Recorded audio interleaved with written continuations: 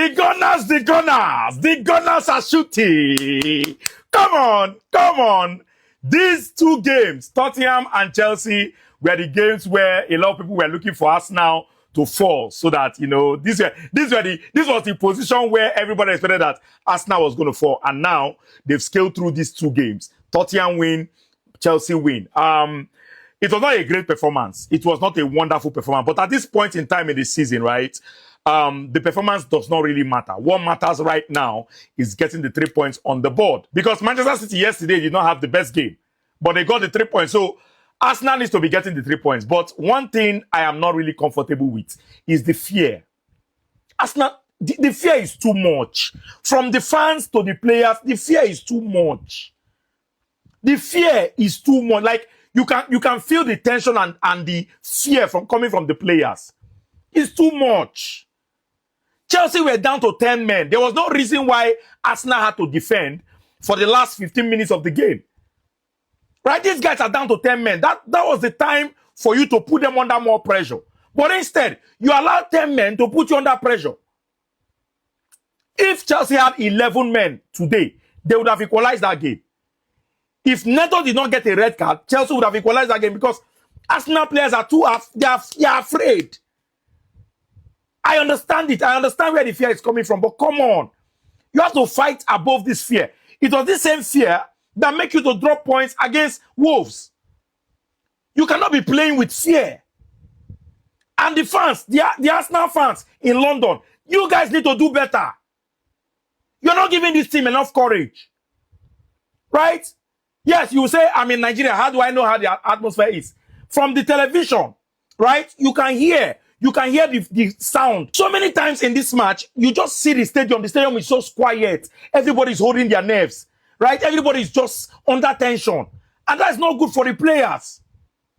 You as the fans, you need to show some level of confidence. You need to show some level of confidence in your team by cheering them on. Even when they're not playing well, you continue shouting, you continue putting that ginger in them. That's the way to win trophies and win titles. Anyways, good game from Arsenal. Well done to them. 3 points in the bag. Now the next hurdle is Brighton, which is another difficult match. But, you know, scaling through Tottenham and Chelsea is very, very good. At least they have these were the two difficult fixtures that they had. And they have taken 6 points out of these two fixtures. Brighton should be a match where I feel like Arsenal should be more comfortable and they should be able to express themselves better and win the game. Before we talk about any other thing that happened in this game, let us first acknowledge the fact that Arsenal has finally won a big game. We have heavily criticized them for that.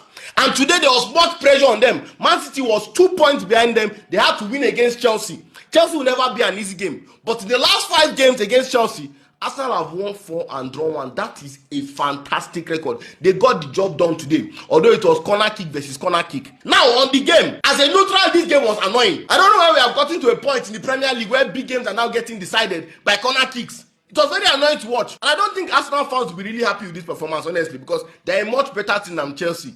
Chelsea was making mistakes in that first half especially. I expected Arsenal to take, advantage of it. Chelsea even had more possession in this game than Arsenal at the Emirates, despite going down to 10 men. I don't think any Chelsea fan should be angry with this performance at all, except the fact that you employ Pedro Neto and are paying Pedro Neto a salary. Once you have Pedro Neto in your team, you have no hope. You have no hope. Especially against this Arsenal defense, that almost all their defenders had a goal contribution today, whether it's own goal or normal goal. So I don't think Chelsea fans should be angry, but the most important thing for Arsenal fans today is the result. They got the result. So very, very good result for Arsenal before we even criticize anything. Yes, we'll talk about the game more, we'll talk about the bad things that happened in the game more. But they won the game. That was the most important thing out of anything today. I think that this game was, from a neutral point, not interesting. I think Arsenal and Chelsea fans would have felt a lot of tension during this game. Chelsea fans actually tried so much. Chelsea players, tried so much. Players like Joao Pedro should be proud of themselves today. Him and Palmer were the only 2 players that know how to play attack on that pitch at any point today. And they could have gotten a goal at the end. David Raya for me is the man of the match. What a performance. What a performance from David Raya. Unbelievable performance from David Raya. Some of the saves today were illegal. That save during the last moments of the game, where he saw the ball very late and then he still dived and saved it. That was unbelievable. Zubimendi, by the way, another big game where this guy is shaky. What's going on in big games?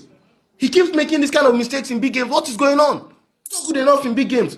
Today, Declan Rice literally had the job of two people. He was covering two parts of the pitch. Apart from Raya, him alongside Reece James, one of the greatest right backs ever. You know, now that Trent has left my club and betrayed me, I can fully attest to the fact that Reece James is an unreal right back. These were the players that lit up the pitch today. Robert Sanchez too was just looking for how to sabotage Chelsea. And I was expecting Arsenal to take more advantage of this. It was kind of disappointing. But at the end of the day, the most important thing that Arsenal got a win today. No, you're a political too. You go the suck lollipop for Arsenal. 3 straight losses in a row. We never look this ordinary under Enzo Maresca. This is terrible. This is embarrassing. This is disgusting. Arsenal are doing what we usually do to them. Bro, there was a time we had Abramovich. There was a time we had sporting directors that know what you are doing. What we are doing right now, we are buying players for investments. This is what you get when you buy players that are not experienced. This is what you get when you buy players for profit. This is what you get when you sack a manager that won 2 trophies in his first season only to appoint a schoolboy coach. This is terrible. This is disgusting. I can't recognize my club anymore. What is this? We can't defeat Arsenal. Sanchez almost cost us numerous times. Bro, come on, find me hypo. Find me hypo. This is not. No. I want to drink hypo. Here are 5 things learned from Arsenal 2, Chelsea 1. Number 1, let's not talk about the Pedro Neto red card first of all.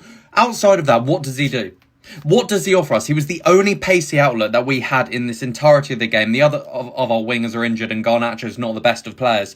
What does he do? Absolutely nothing. If I had that much pace, I would absolutely abuse it and use it to my advantage. He does absolutely nothing. And then on top of this is weeks and weeks of mediocre performances from Pedro Neto. Gets the red card. I've just seen the second yellow back. I was in the stadium. I've just seen it now on replay on YouTube. And my word, it is the most ridiculous thing I've ever seen. 25 years old, £60 million, foolish. Number 2, Bernardo Cueva, £750,000 from Brentford Football Club. What do you do? What do you do for a day job? I want your job. It sounds absolutely delightful. You just sit there and do absolutely nothing. We're so bad at defending corners. Burnley, now Arsenal again. I know Arsenal are quite good at scoring corners. We're really good at scoring corners. You've done that fantastically. Why can't we defend them? Please, can we defend corners? Because we'd have so many more points if we could. Number 3, if you're a Chelsea fan, you're going on about him being held, him handballing, just stop. It's probably not the best decision. That's probably a foul, but just stop. We're not that kind of team. We just weren't good enough at the simple things. We weren't good enough at defending set pieces, and that's the reason that we lost. As for number 4, please make sure to follow. I'd really appreciate it. But Reece James,